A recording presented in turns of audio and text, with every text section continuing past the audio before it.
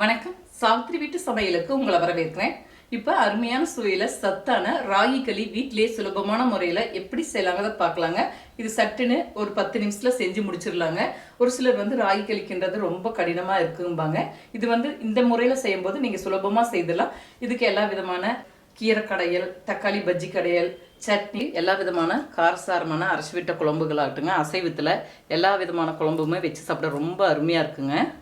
ராகி களி ராகி மாவில் அதிகப்படியான இரும்பு சத்து, நார்ச்சத்து, விட்டமின் சத்துக்கள் நிறைஞ்சிருக்குங்க. ஒரு சிலருக்கு இரும்பு சத்து குறைபாடால ரத்த சோகை பல பிரச்சனைகள்லாம் வரும். அவங்க அடிக்கடி உணவுல இந்த ராகி எடுத்துக்கிறது நல்லதுங்க. ராகி களி எளிமையான முறையில் சேர்க்குங்க. 1 கப் அளவுக்கு ராகி மாவு எடுத்துருக்கேங்க. இது ஒரு தட்டுக்கு மாற்றி வச்சுக்கலாம். எந்த கப்பில் ராகி மாவு எடுக்கிறோமோ அதே கப்பில் 2.5 கப் அளவுக்கு தண்ணி விட்டுக்கிட்டா சரியா இருக்கும்.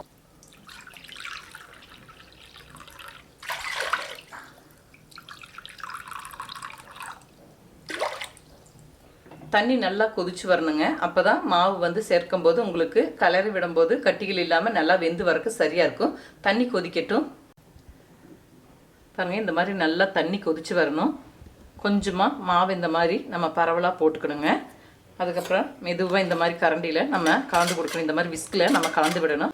பாருங்கள், இந்த மாதிரி நல்லா கொதிச்சு வரும்போது நம்ம மரக்கரண்டி வச்சும் கூட நல்லா கலந்து விடலாங்க. புதுசாக செய்கிறவங்களுக்கு சுலபமாக இருக்கிறதுக்கு இந்த மாதிரி விஸ்க் வச்சு நல்லா கலந்துக்கும் போது உங்களுக்கு சுலபமாக இருக்கும். கொஞ்சம் கொஞ்சமாக இந்த மாதிரி போட்டு விடாமல் கலந்து விட்டுட்டே இருக்கணும். நல்லா கெட்டியாகி வரும்போது நீங்கள் லோ ஃப்ளேம் வச்சுக்கணும். பாருங்கள், கட்டிக்கிலே வராது. லோ ஃப்ளேம் வச்சுருக்குங்க. ஒரு 5 நிமிஷம் லோ ஃப்ளேமில் வேகும்போது உள்ளே நல்லா மாவெல்லாம் வெந்துக்கும். பாருங்கள், கட்டிக்கிலே விழுகலை.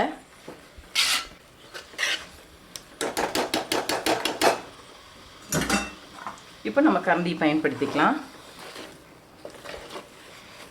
லோ ஃப்ளேம் வச்சுருக்கேங்க. ஒரு 3-4 நிமிஷம் லோ ஃப்ளேம்லேயே நல்லா மாவு வெந்து வந்த பிறகு நம்ம தேவையான அளவுகளுக்கு கொஞ்சம் ஒரு வெதுப்பான ஒரு அளவுக்கு சூடு, கை பொறுக்கிற சூடு வரும்போது உருண்டைகள் பிடிச்சிக்கலாம்.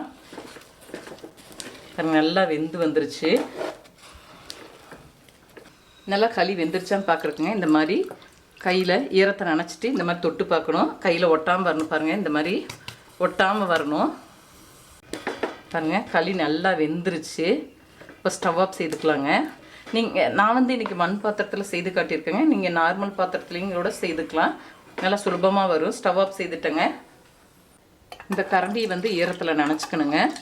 நீங்கள் நார்மல் சில்வர் கரண்டி எடுத்தாலும் கூட ஒரு புளி கரண்டியாட்டம் எடுத்துகிட்டு இந்த மாதிரி ஈரத்தை நனைச்சிட்டு நம்மளுக்கு தேவையான சைஸ்க்கு கொஞ்சம் கை பொறுக்கிற சூடு வரும்போது நீங்கள் இந்த மாதிரி எடுத்துக்கலாம். இப்படி எடுத்துகிட்டு பாருங்கள், கையில் ஈரத்தை இந்த மாதிரி தொட்டுக்கணும். அப்போ தான் உங்களுக்கு நல்லா உருண்டை பிடிக்க முடியும்.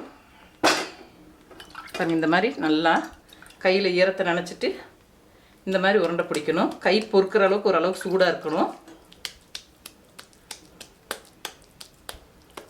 இந்த மாதிரி கையில் அப்பப்போ ஈரத்தை நனைச்சிட்டு நம்ம சுற்றியில் இந்த மாதிரி அழகாக உருண்டை பிடிச்சிக்கும் போது உங்களுக்கு சரியாக இருக்கும்.